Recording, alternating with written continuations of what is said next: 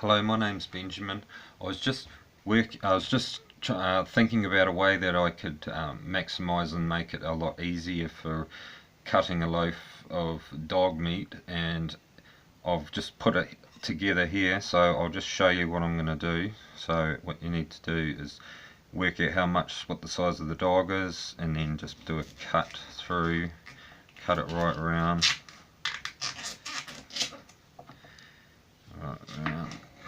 Okay, just lay it out, and you gently just cut slices, slice.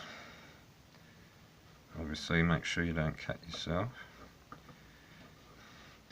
And then back this way.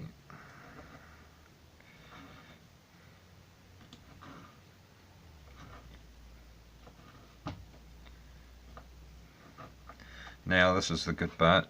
You just put your knife in the center like that, and just hold it and cut around.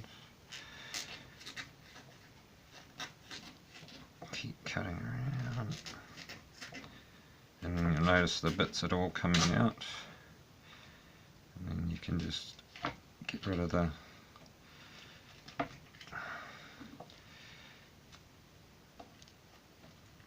side and that side there.